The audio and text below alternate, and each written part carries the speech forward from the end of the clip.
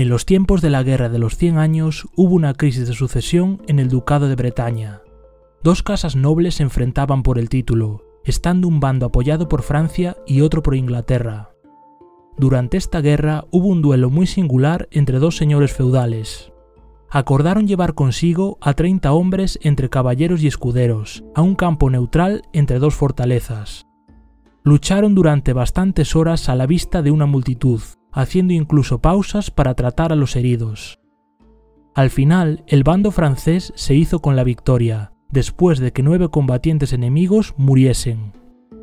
Este enfrentamiento representaba a la perfección el ideal caballeresco de la Edad Media, surgiendo en torno a él multitud de poemas y canciones.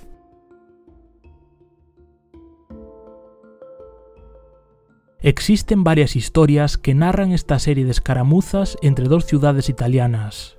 Una de esas historias afirma que la única batalla de la llamada Guerra del Cubo de Roble fue un enfrentamiento que comenzó cuando unos soldados de la ciudad italiana de Módena entraron a hurtadillas en la vecina Boloña, donde robaron un cubo del pozo principal de la ciudad. Los boloñeses declararon la guerra a Módena, después de que estos rechazasen devolver el cubo.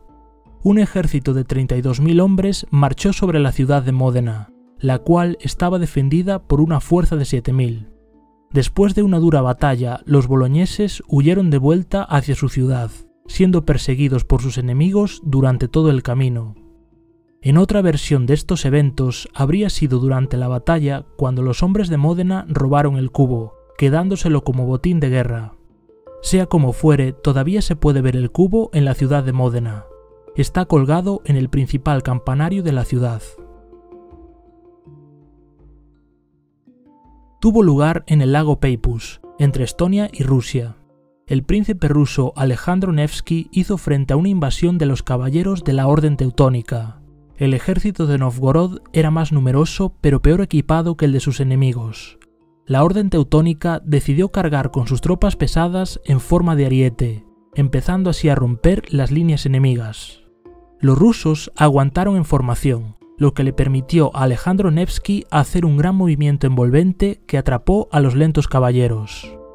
Derrotados, los teutónicos emprendieron la huida de forma caótica, pero la fina capa de hielo no aguantó el peso de sus unidades, ahogándose cientos de caballeros en el lago. En la historia rusa, esta batalla quedó marcada como un acontecimiento heroico en el que la invasión germánica fue rechazada. A finales de la Edad Media, la ciudad de Gante se había rebelado contra su señor, el conde de Flandes. Detrás de esta revuelta estaba el descontento de los gremios de la ciudad, los cuales querían más privilegios y más autonomía. La vecina ciudad de Brujas era leal al conde, lo cual contribuyó todavía más a profundizar en la enemistad entre ambas ciudades. Un ejército de la ciudad de Gante marchó contra Brujas. Esta última estaba celebrando la fiesta religiosa de la Santa Sangre, por lo que muchos de sus defensores habían estado bebiendo en las tabernas y estaban muy desorganizados. Los rebeldes, en vez de atacar directamente a la ciudad, decidieron esperar a cierta distancia. Cuando los defensores salieron a su encuentro, los rebeldes de Gante comenzaron a disparar con su artillería móvil, deteniendo el avance enemigo de forma inmediata y causando una gran confusión. Seguidamente cargaron con sus milicianos, derrotando fácilmente a las tropas de Brujas. En la historia militar, esta batalla fue una de las primeras en las que las armas de pólvora jugaron un papel decisivo. En esta batalla naval, librada en un fiordo de Noruega, el rey Magnus se enfrentó a un usurpador llamado Sverre. El bando real disponía de 26 barcos, mientras que los rebeldes solo tenían 14. Entre estos 14 barcos había uno que superaba por mucho el tamaño del resto.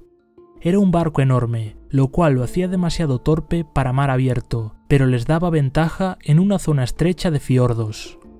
A sabiendas de esto, los rebeldes usaron este barco para bloquear a la mitad de la flota real, mientras que con el resto de sus barcos, organizados en escuadrones, iban atacando una a una las embarcaciones enemigas.